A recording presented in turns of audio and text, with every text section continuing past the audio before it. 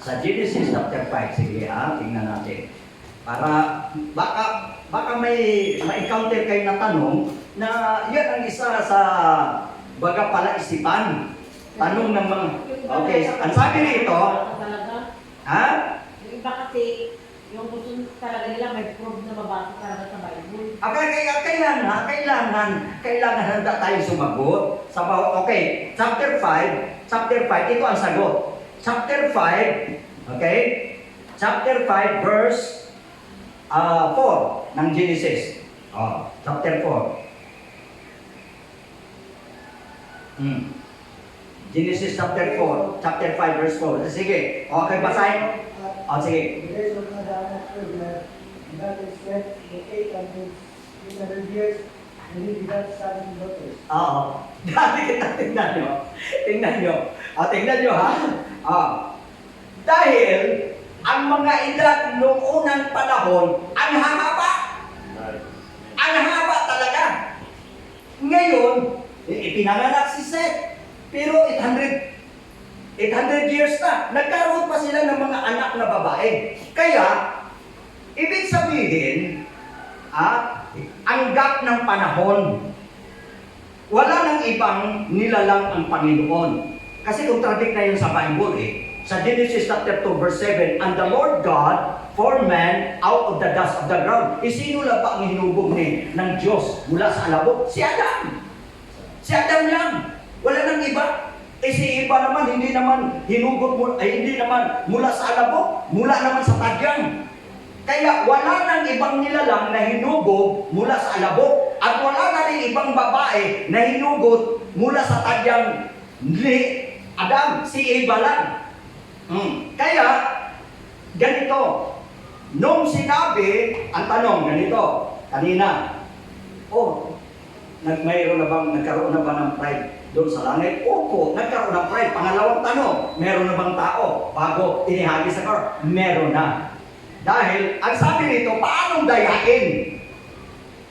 Sinong dadayain, di ba? Sinong dadayain ng Diablo? Teka, Pastor, inahagis ang si Lucifer Oo. dito sa lupa. So may tao na? Ay, siyempre. Ganito. Bakit may tao na? Ito. Revelation pa rin. Teka. Meron. Yan si Eva. Sige. Sagutin natin yan.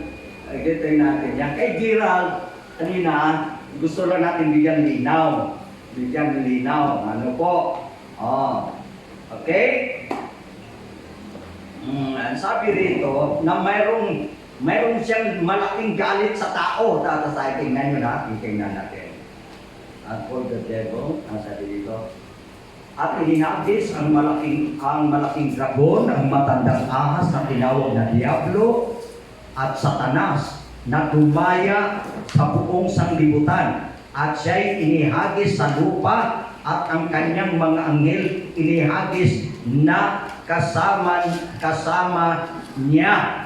Ngayon, ito pang sinasabi na mayroong napakalaking galit si Satanas sapagkat, ito tayo tingnan natin tumangga, yung malaking galit. Saan na yun dito? Ito verse 12. Woe unto the inhabitants of the earth. Okay, verse 12. Sige, basahin nyo. Verse 12. Okay.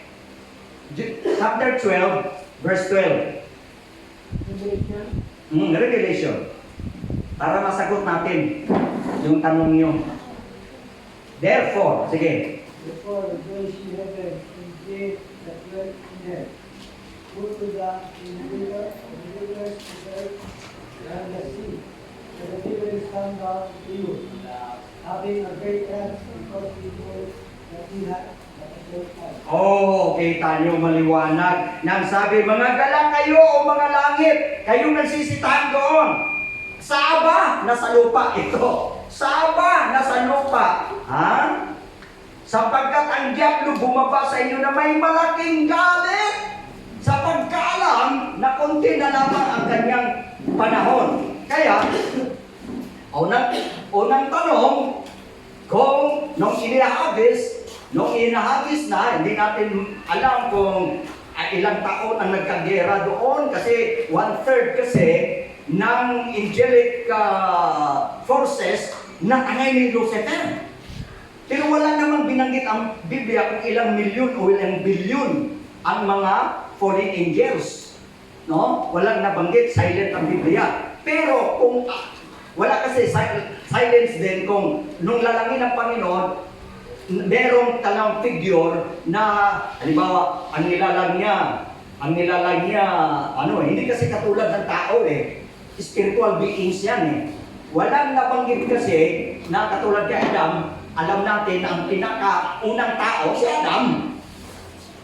Amen. Pero sa anghel walang nabanggit.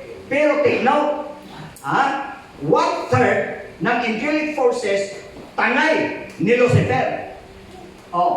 Tangay ni Lucifer. Sa makatuwid, napakarami.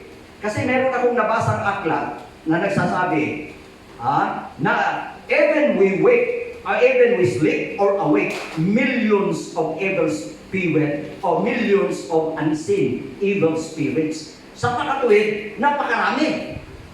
Napakarami ang mga fallen angels. Okay? Ngayon,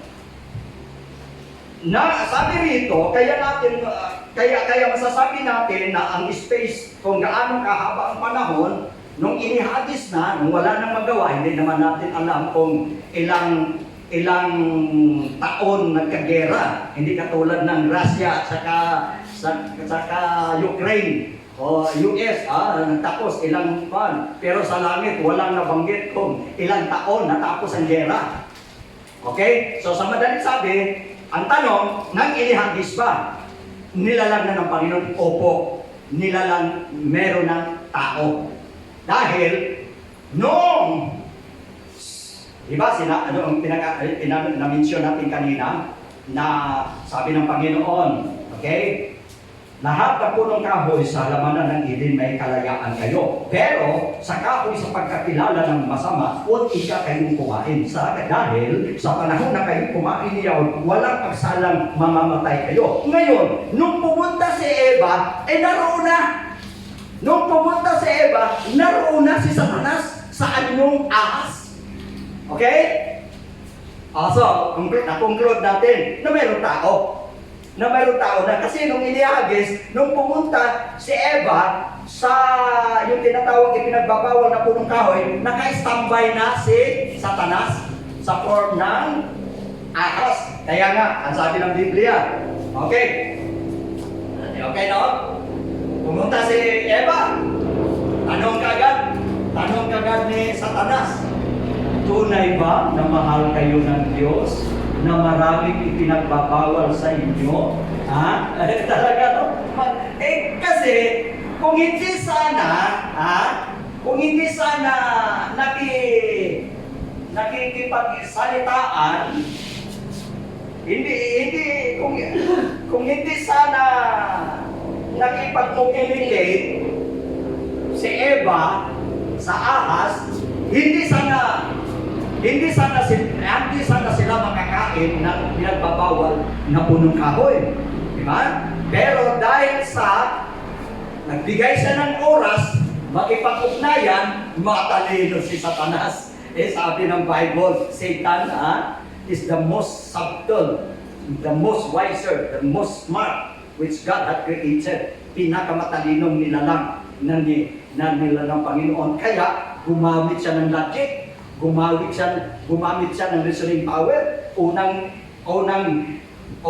interaction nila, tunay ba na ipinagbabawal ng Diyos? Sabi niya, ang mga punong kahoy dito sa lamanan. Okay? Sumagot naman si Juan. Sabi niya, hindi naman. Pero, itong area na ito, sinabihan kami ng Diyos na huwag kaming gumalaw sa bunga ng punong kahoy dito. Kaya sabi ni Satanas agad, sabi niya, alam niyo ba? Alam niyo ba kung kainin niyo yan? Madidila ang inyong mga mata. Ay tama naman. Amen. Pero, sinundan niya. Kaya ang specialty ni Satan, lies coated with truth are Satan specialty. Para medyo may palaman ba? Una-una, sinabi niya, kapag kumain kayo, madidilat ang iyong mata. Correct. Pero, ikalawang banat ni Satanas, kayo'y magiging Diyos. Ayan ang hindi maganda. At pangalawa, baga naakuha ng isip ni Eva. Ang klase ba? Magiging hindi kami basta-basta, magiging katulad ng Diyos. Pangalawa, at hindi kayo mamamatay. Wow! Nahulog sa bitan ng Diablo. Unang-una, yung narinig ni Eva, tama. Ngayon, sumaayon naman siya. Palamanan niya ng hindi maganda, ay magiging tulad ng Diyos.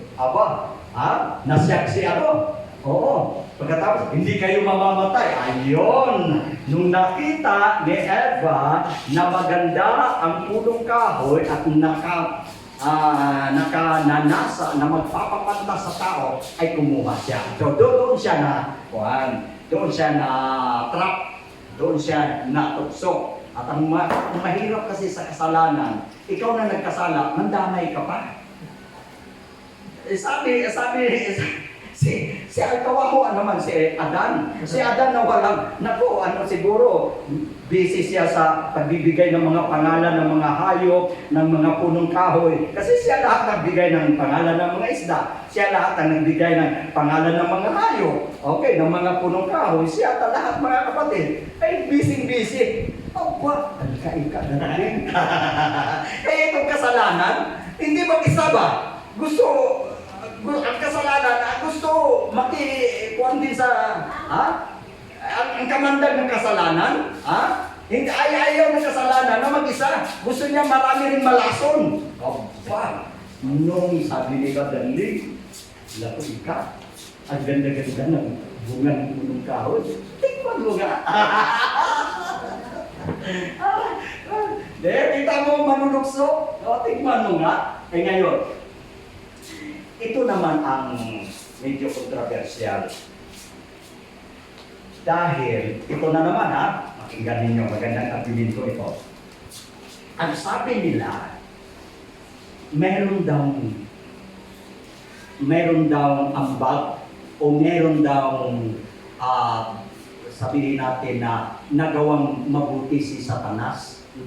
Ano kaya yung nagawang ambag niya nagawang mabuti? Dahil ang sabi ito yung mga taong hindi gaanong pinag-aralan ng Biblia. Pero parang kung titignan natin, may katotohanan ba? Ang sabi nila. Si Biglie Wright. Oo. Dahil ngayon, ang sabi nila, kung hindi tinuruan. Kung hindi tinuruan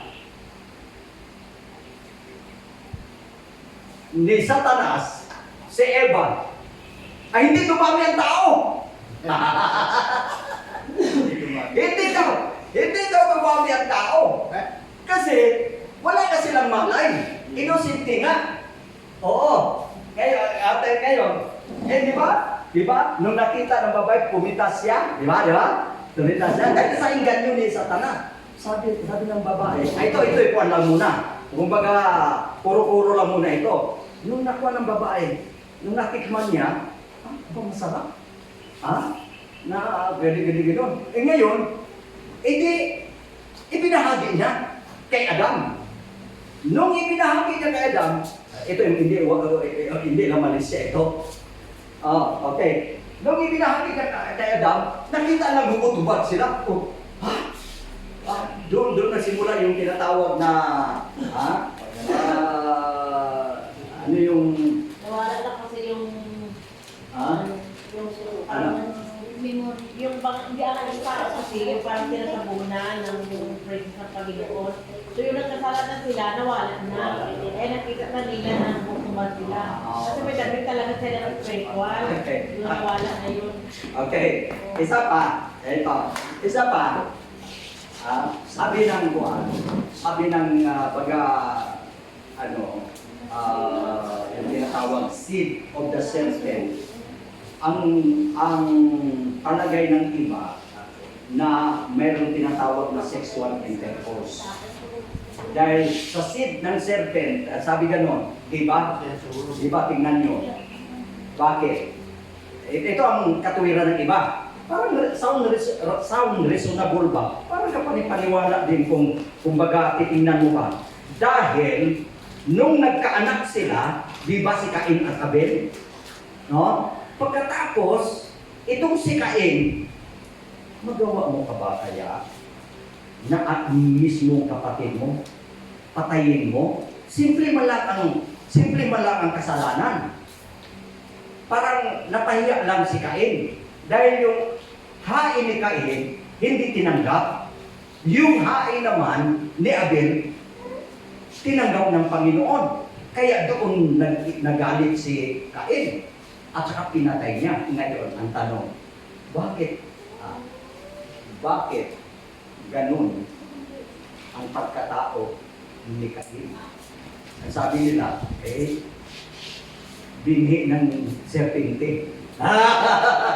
Seed, serpent seed. Oo, serpent seed. Okay, yun. Parang ano nila ba? Para bagang pinapalagay nila na mayroong tinatawag na sexual intercourse sa Diablo at saka itong kay Eva. Ngayon, dahil ito namang si Adam, palibasa wala nang kamalay-malay, ugot-ubat nga sila, hindi na abalang ugot-ubat. Pero nung binahigian din ni Eva, doon ngayon na akuan. Oo. Sa makatuwid, ang sabi nila, anong una? Sabi nila, na kung hindi dahil kay Satanas, hindi dumami ang tao. May utang kayo. Teka muna. Ito muna. Sabi nila, kung hindi dahil kay Satanas, hindi daw dumami ang tao. Dahil wala nga silang alam. Pero sa ano lang yan? Sa ano lang yan? Kumbaga kung sa mga taong pananaw o pag-iisip, parang may katuwiran. Pero, punta tayo sa salita ng Diyos. Hindi po dahilan na si Satanas ang nagturo o kayo mayroong tinatawag na sexual intercourse between Eve and the serpent, sinabi na mismo ng Panginoon. Bago pa lamang, chapter 3 man yung nagkasala sila. Pero chapter 1 pa lang, sinabi na ng Panginoon. Ano ang sinabi ng Panginoon? Go and multiply. Ayan! Go to the world and multiply and replenish the earth. Magpakaalanakin kayo at magpakarami kayo. Pero wala pa yun. Wala pa yung chapter 3 na kung saan ang sabi nila, kung hindi dahil kay Satanas, hindi dumami ang tao dahil hindi marunong. Hindi na alam kung paano. Parang na siya. Pero, dapat, kasi kung pakikinggan lang natin yung ganung katuwiran, makapagsabi tayo na, tama no? Parang dekwan na. Kasi wala na silang alam Inosente na sila Bubutubad sila, hindi na alam, bubutubad sila. Wala talaga. Ngayon, ang Biblia, ito po, maliwanag. Na ang sabi, bago pa sila nagkasala, mayroon ng utos. Magpakarami kayo at magpakaalanakin. Pero ito ang good news. Kung hindi sana sila sumuway o lumabag sa utos ng Panginoon na huwag silang makialam sa kahoy na nakakaalam ng mabuti at masama, alam po ba ninyo kung ano ang kanilang magiging anak? Kung sila'y pumasa sa pagsubok, sa test na ibinigay ng Panginoon, ang lahat sana ng tao na nabubuhay sa mundo, puro banal, puro walang kasalanan. Yan ang totoo. Lahat sa dahil ayaw ng Panginoon na ang tao mamatay. Gusto niya ang tao, katulad niya, mabuhay magpakailanman. Pero dahil sa kasalanan, ang tao ay nagkaroon ng kamatayan. Amen? Pero kung hindi sana sila sumuway at nakapasa sila sa pagsubok na ibinigay ng Panginoon, lahat ng tao na nabubuhay sa mundo, banal. Lahat ng tao na nabubuhay sa mundo, walang kamatayan. Amen. Kailan lamang dumating ang kasalanan? Kailan pumasok ang kasalanan sa mundo? Nung nagkasala siya Adan at Eva. Kaya sa Romans 5:12, kung paano sa pamamagitan ng isang tao pumasok ang kasalanan at ang kamatayan naranasan ng lahat ng nilalang. Amen. Amen. Everybody say praise the Lord. Kaya maganda, no? Kasi, kumbaga, makikinig lamang tayo sa mga katuwiran kung hindi natin talaga i-search sa Bible. Baga makapaniwala tayo ba? Makumbinsi tayo ba? Oo. Pero, kaya nga sabi ng Biblia, saliksikin ninyo ang mga kasulatan sapagkat iniisip ninyo sa mga yaon, kayo'y magkaroon ng buhay na walang hanggan. Kaya our standard for making decisions and forming ideas is the Word of God. Kaya safe po tayo kung ano man ang ating gagawin, ano ba ang ating desisyon, ano ba ang ating plano, nakabatay sa salita ng Panginoon. Amen. Kaya hindi talaga tayo manliligaw, hindi talaga tayo magkakamali. Pero minsan, ang ating sariling desisyon, paliwas naman sa sinasabi ng Biblia, ipinagpapatuloy natin, kaya katulad kay Adan at Eva, may babala na, huwag ika kayong kumain dahil sa panahon na kayo kumain niyaon, walang pagsalang mamamatay. Lastly, tanong, ang sabi ng Biblia, sa panahon na kayo'y kumain niyaon, walang pagsalang mamamatay kayo. Ha? Ngayon, si Adan, bago siya namatay, 930 years. Ano ba sa palagay niyo? Nung sinabi ng Panginoon sa araw na ito, sa araw na kung saan kumain kayo, patay kayo. Ngayon, ang tanong, namatay ba sila? Namatay sila sa spiritual. Pero sa physical, Siyempre, tatanda sila kasi kung hindi sila kumain, na bibigyan sila ng Panginoon ng everlasting life, walang kamatayan, kung walang kasalanan. Pero nung kumain na sila, namatay na sila. Pero mahaba ang buhay nila noon. Okay. So, ibig sabihin, totoo, hindi natin masasabi na, sabi ng Panginoon, pag kumain, mamamatay. Hindi ba siya namatay? Nabuhay pa nga ng Nabuhay pa nga ng 930 years bago siya namatay. Pero ang Biblia nagsasabi na namatay sa spiritual dahil wala na silang koneksyon sa Panginoon. Naputol. Kaya nga, sabi ng Panginoon, doon sa puno ng kahoy ng mabuti at masama, gusto sanang pumunta uli si Adan at Eva, kaso lang may umiikot na taba. May umiikot ganyan, no? Sabi ng Bible, baka naman, pumunta sila at mabuhay sila magpakailanman. Kaya may gwardiya na tabak, umiikot na espada. Pinalabas na sila sa Garden of Eden. Kaya nga meron ng noon wala pang danger doon. May kalayaan silang pumunta roon. Pero noong nagkasala sila, bawal na.